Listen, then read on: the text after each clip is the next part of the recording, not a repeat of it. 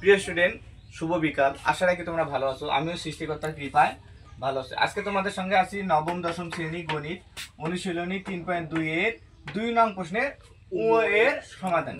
কি করে বলছে এখানে? সরল করো। তোমাদের সুবিধার্থে আমি অঙ্কটা উঠাই দিছি না। তোমার পূর্বেও বলছি, আজও বলি, সূত্রগুলা ভালো করে মুখস্থ করবে এবং অঙ্কের সাথে পরিচিত হবে। ঠিক আছে? না জানলে পাবা না। যে যাই বলুক, তোমরা যদি না জানো এই বিষয়টা তাহলে জানবে না, তাই না? এর ভিতরে ঢুকতে হবে যে আসলে এখানে কি বলছে অঙ্কের মধ্যে, তাই না?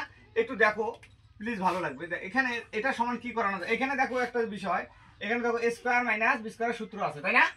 এমনিতে হয়ে গেছে যে এটা ভাঙাইতে হবে, তাই না? এটা বুঝতে হবে বিষয়গুলো। দেখো একটু, তাহলে এখানে আমরা ঠিক লিখবো একটু, 2x plus 3y minus 4z minus 4z, তার উপরে কি cube, plus 2x minus 3y plus 4z, তার উপরে কি কিউব।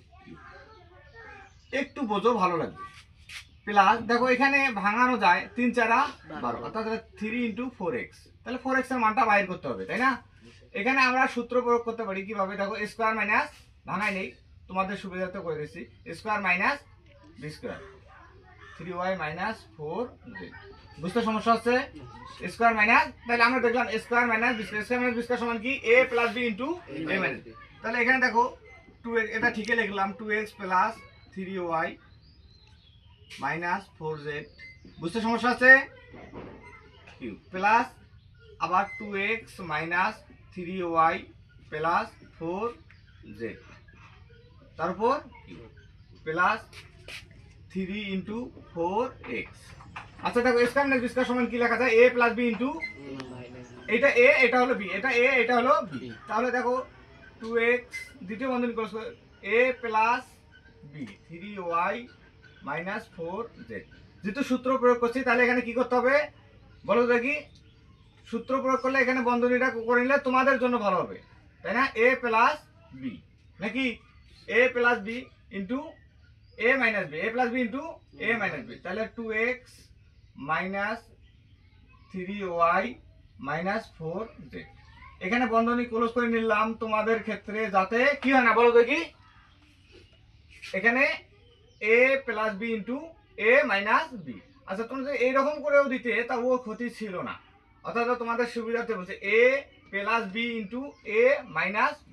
পরে আমরা যখন বন্ধনী তুলে নেব তখন চিহ্নের পরিবর্তন হবে। বুঝছো? কোনো সমস্যা আছে বুঝতে? আচ্ছা দেখো আবার পরে একটু বাড়ছে তোমাদের ক্ষেত্রে, বোঝানোর ক্ষেত্রে দেখো 2x plus 3y minus 4z, তারপর cube plus 2x minus 3y plus 4z, তার উপর কিউব প্লাস 3 ইন্টু 4x। এখানে দেখো আমরা একবারে চিহ্নের পরিবর্তন করে নেব, তাহলে তোমাদের সুবিধা হবে। দেখো একটু 2x plus 3y minus 4z, সমস্যা আছে? আবার দেখো 2x মাইনাস 3y, যেহেতু চিহ্নের পরিবর্তন হয় মাইনাসে প্লাসে, না মাইনাসে মাইনাসে কি হবে? Plus 4z। এই জায়গাটা একটু সমস্যা করো তোমরা, সমস্যা করা যাবে না, তাই না? এখন যে আমাদের সূত্রটা এখানে ঠিকই ছিল, কিন্তু এখানে 4x থেকে সমস্যা, তাই না? তাহলে 4x এর মানটা বাইর করতে হবে। তাহলে ধরি 2x plus 3y minus 4z সমান কি ধরবে? a। আবার এর সে ব্যতিক্রম যেটা সেটা ধরবো b। কি আছে এখানে? 2x plus 2x minus 3y plus 4z, এটা ব্যতিক্রম, তাই না? এটা ধরলাম কি b। দেখো তো এখানে যোগ করব না বিয়োগ করব? বিয়োগ করলে আমাদের মান পাই না, যোগ করলে, কারণ যোগ করলেই মান পাবো, কারণ বোঝা যায় যে মাইনাসে প্লাসে কাটা যাবে, মাইনাসে প্লাসে কাটা যাবে, একই সংখ্যা যেহেতু আছে। একটু দেখবো ভালো লাগবে। তাহলে এটা এটা কাটা যায়, তাই না?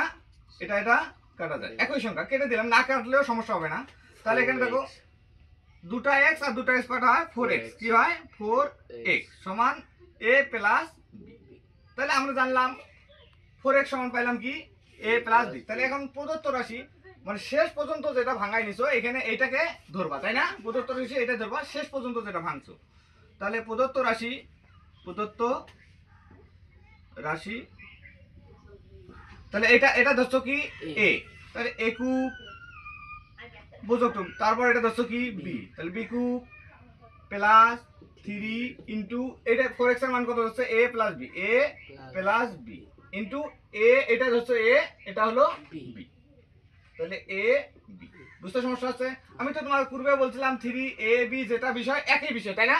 অর্থাৎ হলো 3 into a plus B A B A, এটা হচ্ছে তাই না? 3 into a B a plus B একই বিষয়, তাই না? এই বিষয়গুলো জানবা। আচ্ছা দেখো, এটা সমান লেখা যায় a cube plus b cube plus 3 into a plus B A b সমান লেখা যায় a plus b all cube, তাই না? a plus b all cube. তাহলে দেখো তো a প্লাস বির মান কত? 4x, কত? 4x, 4x তার উপর কি কিউব, তাহলে 4 এর উপরে 3 মানে কয়টা 4? তিনটা 4, 4 4 16, 4 16 64, 64 s কিউব। তাহলে নির্ণেয় সরলফল কি? সুতরাং নির্ণেয় সরল ফল সমান 64 s কিউব। বুঝতে পারছো সমস্যা আছে? সমস্যা হবে যদি না বোঝো, তাই না? ভালো করে পড়বে, ভালো লাগবে। তো ঠিক আছে, ভালো থাকো, সুস্থ থাকো, এই কামনায়। Thank you.